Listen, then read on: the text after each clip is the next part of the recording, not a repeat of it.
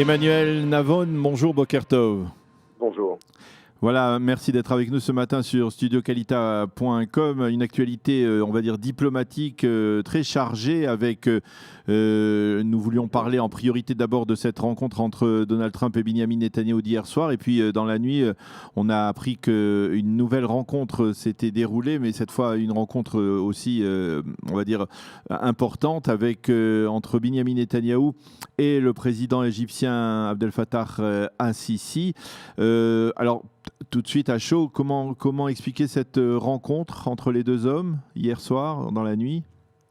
Alors la rencontre entre Netanyahou et al-Sisi a lieu bien entendu dans le cadre des négociations qui ont lieu entre le Fatah et le Hamas, des négociations dans lesquelles al-Sisi joue un rôle moteur. Il semble que al-Sisi soit intéressé par une reprise partielle du contrôle de la bande de Gaza par l'autorité palestinienne. Or, cela ne pourra avoir lieu que dans le cadre d'un accord entre les deux factions palestiniennes. Netanyahou, bien entendu, souhaite être au courant de ces transactions, savoir exactement ce qui se passe, coordonner également avec l'Égypte. On sait évidemment que pour Israël, de toute façon, le Hamas contrôle la bande de Gaza. D'un autre côté, un accord d'union entre le Hamas et le Fatah ne ferait que radicaliser les positions de l'autorité palestinienne. Donc effectivement une réunion dont le but, comme je l'ai dit, est de coordonner la politique égyptienne et israélienne sur ces négociations palestiniennes. On peut dire qu'il y a une coordination, on va dire, permanente, régulière entre Israël et l'Égypte en matière de sécurité, en particulier autour de ce qui se passe dans la bande de Gaza? Oui, bien sûr, depuis que al-Sisi est au pouvoir, il y a une coordination très étroite. Cette coordination, bien entendu, n'existait pas sous le régime de Mohamed Morsi et des frères musulmans, mais depuis la reprise du pouvoir par l'armée puis l'élection de al-Sisi, la politique égyptienne a complètement changé. Je vous rappelle que al-Sisi a pris le pouvoir justement pour mettre fin au régime des frères musulmans, qui avait une politique de soutien systématique du Hamas, une espèce de politique étrangère pan-islamique. Or, al-Sisi, lui, veut lutter contre l'islam radical en Égypte, dont dans la péninsule du Sinaï. Et là-dessus, il y a effectivement un intérêt commun entre Israël et l'Égypte. Alors, est-ce que c'est bon pour Israël, ce qui est en train de se passer dans ce rapprochement entre le Hamas et le Fatah? Est-ce que finalement Mahmoud Abbas le souhaite, ou alors finalement il est contraint on va dire, suivre, à être à la traîne, on va dire, d'une initiative de l'Égypte qui viserait peut-être aussi à moyen terme à essayer de le remplacer peut-être par un homme comme Mohamed Dahlan, qui est plus proche, qui est originaire de Gaza, qui est plus proche des responsables du Hamas, mais aussi potentiellement un successeur à Mahmoud Abbas? De toute façon, Mahmoud Abbas est en fin de course. Oui. Il a 82 ans, il a des problèmes de santé. Il a été élu pour la dernière fois en 2006, donc ça fait 11 ans. Il est contesté. Il y a des pressions énormes pour organiser de nouvelles élections dans l'autorité palestinienne. Et comme vous l'avez rappelé, Mohamed Dahlan est l'un de ses successeurs potentiels, bien que ce ne soient pas les prétendants qui manquent. Et là, effectivement, dans les luttes internes palestiniennes, politiques palestiniennes, eh bien, l'Égypte et d'autres pays de la région jouent un rôle. On sait également que Abbas, bien entendu, ne maîtrise pas complètement la situation, mais le Hamas non plus, parce que si le Hamas est prêt à aller pour parler avec l'autorité palestinienne, c'est parce qu'il est affaibli. Il est affaibli entre autres parce que un de ses soutiens majeurs, à savoir le Qatar, aujourd'hui a été isolé ces derniers mois par l'Arabie Saoudite, l'Égypte, au Proche-Orient. Et donc, lorsque l'on voit des pourparlers entre le Hamas et le Fatah, c'est uniquement lorsque ces deux mouvements sont en position de faiblesse, ce qui est le cas actuellement. Mais je vous rappelle que ça fait quand même plus de 10 ans que l'on entend presque tous les ans qu'un accord est en train de se former entre le Fatah et le Hamas. Donc, bien entendu, ces annonces sont toujours à prendre avec un grain de sel. Alors, on vous aurait posé encore beaucoup d'autres questions sur ces développements, mais il y a la rencontre d'hier soir à New York entre Benjamin Netanyahou et Donald Trump, une rencontre entre amis, hein, puisque c'est la troisième fois que les deux leaders se rencontrent et qu'il y a véritablement une proximité entre les deux hommes. Mais derrière, on va dire, un message commun qui vise à dire que l'accord de Vienne est un mauvais accord, eh bien, il y a tout de même des divergences de vues entre les entre les positionnements de Benjamin Netanyahou et ceux de Donald Trump autour de cet accord. C'est pas seulement sur l'accord de Vienne qu'il y a un désaccord. Je vous rappelle que dans l'entrevue télévisée hier, les deux leaders ont parlé de deux sujets différents. Donald Trump a parlé du dossier israélo-palestinien, et Netanyahou du dossier iranien. C'est pas par hasard. Ça rappelle presque les rencontres entre Obama et Netanyahou. Alors le fait qu'il y ait une meilleure relation personnelle aujourd'hui, cela ne change pas le fait qu'il y a, semble-t-il, toujours des agendas différents. Sur le dossier iranien, Donald Trump s'est exprimé à plusieurs reprises sur le fait qu'il pense que l'accord est un mauvais accord. Netanyahou le dit également. Mais dire que c'est un mauvais accord ne constitue pas une alternative à un tel accord.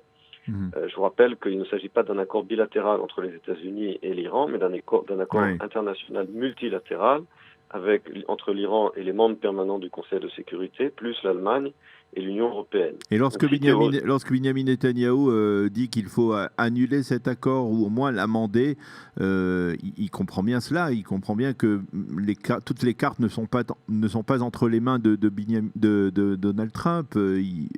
Pourquoi agit-il de la sorte? Pourquoi finalement ne s'aligne-t-il pas sur la position de Trump qui est plus réservée, on va dire, qui dit il faut contrôler, veiller à ce que l'accord soit respecté pour l'instant en tout cas? Il est clair que les États-Unis ne peuvent pas annuler cet accord seuls, puisqu'ils ne l'ont pas conclu seuls. Et même si les États-Unis venaient à sortir de cet accord, ce qui est théoriquement possible, il serait maintenu par les autres puissances, et l'Iran, au contraire, se sentirait libre de violer l'accord, ou en tout cas de le respecter de façon moins stricte. Donc cela serait complètement contre-productif. Ce qu'il faut faire en revanche, c'est s'assurer, c'est ce qu'a dit Trump, que l'accord soit respecté de façon beaucoup plus précise et beaucoup plus ferme. Et j'imagine, ou j'espère en tout cas, que les déclarations de Benjamin Netanyahou ont pour but de s'assurer à ce que les vérifications soient beaucoup plus strictes et beaucoup plus fermes vis-à-vis de l'Iran, puisque comme vous l'avez dit vous-même, il sait lui-même et comprend lui-même que l'accord ne peut pas être annulé par les États-Unis uniquement, et que quand on parle d'annuler l'accord ou de le changer, la question qui se pose évidemment est toujours celle de quelle est l'alternative. Pourquoi Benjamin Netanyahou reprend, on va dire, une attitude assez toujours très activiste et très militante, peut-être même plus royaliste que le roi, hein, que celle de Donald Trump, alors que malgré tout, eh bien, si l'on s'en réfère à certains services de renseignement militaire, à certains positionnements de responsables, de généraux de l'armée israélienne, eh bien, finalement, cet accord permet de repousser au moins d'une dizaine d'années la menace du nucléaire iranien et de se préparer du point de vue israélien à ce que cette menace se concrétise ensuite, après que les 10 années là, mentionnées dans cet accord de Vienne soient passées. Pourquoi finalement Benjamin Netanyahou monte-t-il toujours à la charge là, à ce niveau-là? Netanyahou a toujours placé la barre très haut sur le dossier iranien, et peut-être trop haut. D'un autre côté, l'accord de Vienne est un acquis important dans lequel Netanyahou finalement a beaucoup contribué, a joué un rôle important, puisque c'est Netanyahou qui depuis plus de 10 ans met le sujet du nucléaire iranien au centre de la politique internationale. Est-ce qu'il pensait vraiment qu'il pouvait empêcher toute progression de l'Iran sur le nucléaire? Je ne sais pas, je ne pense pas en tout cas. En fait, vous voulez dire que si l'accord est respecté de façon stricte, eh bien cela donne à Israël et à la communauté internationale 10 années pour repousser l'échéance. Et je vous rappelle que lorsqu'on parle par exemple de l'option militaire contre l'Iran, eh bien une option militaire ne ferait que repousser le programme nucléaire iranien d'à peu près 2 ans d'après les experts. Oui. Donc de toute façon, même une opération militaire américaine contre l'Iran, on ne peut pas désinventer les connaissances nucléaires. L'accord de Vienne repousse l'échéance, s'il est respecté, de 10 ans. Une intervention militaire repousserait l'échéance de 2 ans. Vous voulez dire en fait que Binyamin Netanyahou adopte cette tactique, on va dire, pour de durcir, on va dire, son positionnement contre l'accord de Vienne, pour, on va dire, réveiller la communauté internationale, pour lui faire prendre conscience qu'il y a un véritable problème dans cet accord et au moins obtenir un amendement ou certains des amendements, comme par exemple la destruction de centrifugeuses sophistiquées qui sont susceptibles par la suite de produire de l'uranium enrichi et une bombe atomique. J'imagine que c'est sa stratégie, mais encore une fois, un tel amendement requerrait l'accord de la Chine, de la Russie, et je ne vois pas du tout, et de l'Europe, je ne vois pas du tout comment est-ce que ces pays accepteraient de renégocier aujourd'hui l'accord sur le nucléaire. On voit bien que la capacité d'Israël à influencer la politique étrangère de la Russie et de la Chine est minime. On l'a vu sur le dossier syrien, où là-dessus, finalement, Poutine continue de s'intéresser avant tout, ce qui est normal, aux intérêts de la Russie, et il n'est pas là pour se préoccuper des intérêts d'Israël. La Russie n'est pas un allié stratégique d'Israël comme les États-Unis. Donc on peut toujours espérer obtenir des amendements, mais la capacité, on l'a bien vu, d'Israël à influencer, comme je l'ai dit, la Chine à la Russie est infime. Alors une dernière question, Emmanuel Navon. Ce soir, Binyamin Netanyahou doit prononcer un nouveau discours devant l'Assemblée générale des Nations unies. On sait qu'il est très fort dans ce type d'exercice. Est-ce qu'on peut dire que ce qu'il avait dit, Binyamin Netanyahou, il y a un an, que l'ONU est en train de changer et qu'il y aura de moins en moins de résolutions anti-israéliennes au sein des Nations unies et que les nations du monde vont s'intéresser de plus près aux expertises d'Israël en matière de lutte contre le terrorisme ou en matière de haute technologie? Est-ce que ce que Binyamin Netanyahou avait d'une certaine manière prédit l'année dernière est en train de se concrétiser aujourd'hui avec l'arrivée de l'administration Trump, de Nikki Haley, de Antonio Guterres? Ça se concrétise, je dirais, pas à l'ONU, mais sur la scène internationale elle-même, à savoir que justement parce que Israël est aujourd'hui une puissance, il faut bien le dire, une puissance économique, militaire, est en train d'émerger comme une puissance énergétique, et bien entendu, Israël est aujourd'hui un pays respecté, convoité, dont la stature internationale n'a jamais été aussi bonne.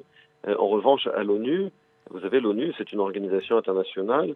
L'Assemblée générale, c'est un parlement, mais comme dans tout parlement, il y a de la politique, il y a des alliances, il y a des coalitions. Et la coalition menée par le monde arabo-musulman ne va pas disparaître, elle est toujours là. Et alors c'est vrai qu'aujourd'hui, l'arme du pétrole a beaucoup décliné. Le monde arabe n'a plus la même force qu'il avait dans le passé, puisque les États-Unis aujourd'hui sont presque indépendants sur le plan énergétique, les prix du pétrole se sont effondrés, donc le monde arabe a moins de poids géopolitique qu'il ne l'avait il y a 20 ou 30 ans.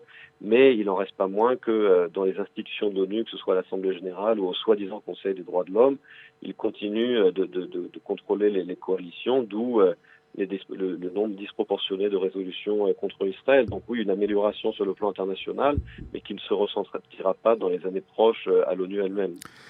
Eh bien, Emmanuel Navon, professeur Emmanuel Navon, merci d'avoir répondu à nos questions en cette matinée entre la rencontre de Donald Trump-Binyamin Netanyahou, la rencontre Binyamin Netanyahou-Sisi et le discours du Premier ministre ce soir à l'Assemblée générale des Nations Unies. Merci d'avoir été avec nous et on vous souhaite Shana Tova. Merci d'être présent sur studiokalita.com pour nous éclairer sur les développements diplomatiques extrêmement brûlants dans l'actualité en Israël. Merci d'être avec nous régulièrement comme vous le faites. Merci Shana Tova. Shana Tova. Voilà, nous allons marquer une petite pause, un jingle, et on se retrouve tout de suite après pour la revue de la presse et des médias israéliens. Et ensuite, nous serons avec Marc Eisenberg pour dresser un petit bilan de ce qui s'est passé cette année à Kalita. Et Marc Eisenberg présentera ses vœux de Shana Tova à vous tous, nos auditeurs, et à toute la communauté francophone en Israël.